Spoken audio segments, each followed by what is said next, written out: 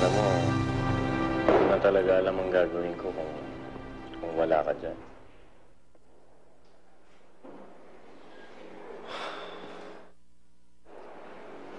Sa sunod-sunod na nangyari sa akin yung tungkol kay Lilian. Hindi ko na alam kung kakayanin ko pa bang umiti, kakayanin ko pa bang magsaya. Kaya, ang laki talaga na pasasalamat ko at sinuportahan mo ako. Ferdinand, I'm always here for you. I've always been willing to help you kahit na ano pa man yung problema mo.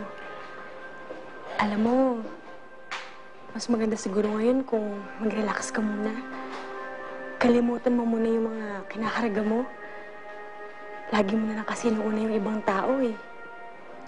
For once, pwede bang sarili mo muna yung isipan mo? Saka, bumiti ka naman.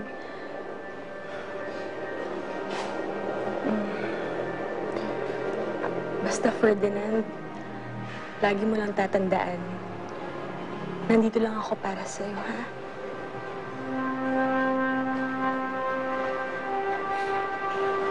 Salamat.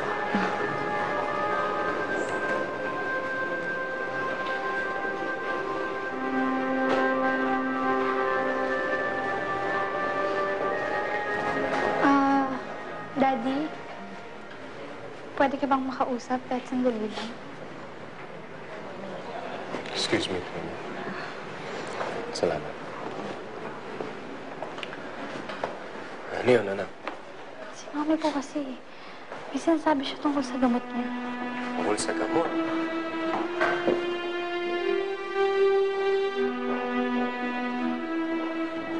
Sigurado ka ba sa sinasabi mo, anak? Opo, Daddy. Sabi ni Mami, ayaw niya yung gamot niya eh. Bakit? Ano bang ayaw niya sa gamot niya? Eh, masama daw kasi yun eh. Masama? Opo, pero Daddy, maayos naman siya kanina nung sinasabi niya sa akin yun eh. Kaya lang bigla siya nagpakuha ng papel tsaka ng ballpen. Eto pa nga yung sulat oh.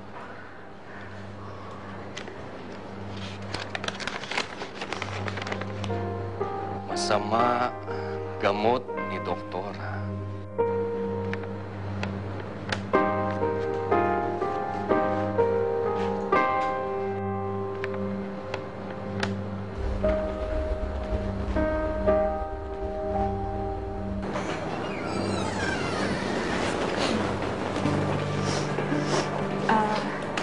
Lilian? I-inject ko sana sa kanya yung maintenance drug sa IV niya.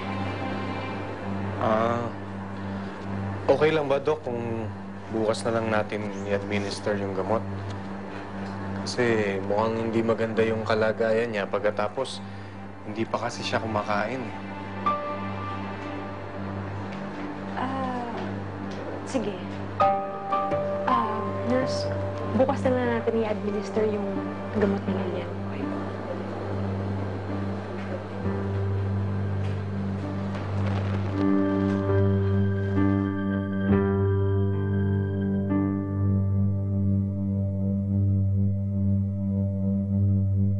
Kung ikaw si Mylene Fuentebella, sinasabi mo bang impostor si Clarissa na hindi talaga siya si Mylene? Inagaw niya yung pagkatao ko eh. Ako naman talaga yung anak ng mga Fuentebella, hindi siya.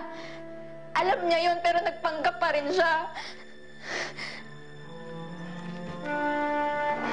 Catherine, hindi ko talaga maintindihan yung mga sinasabi mo eh. Saan mo ba napulot yung mga yan? Baka nahihilo ka lang sa pagbagsak mo. Hindi ako nahihilo. Totoo lahat na sinasabi ko. Buhay ko na wala yung pinag-uusapan natin dito. Ano ka ba? Ngayon naalala ko na lahat, kaya pwede bang maniwala ka naman sa akin?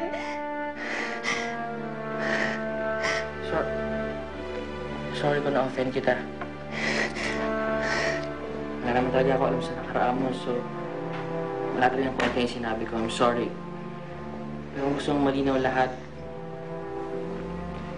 mag-tackle Sir Ferdinand. Kausapin mo sila.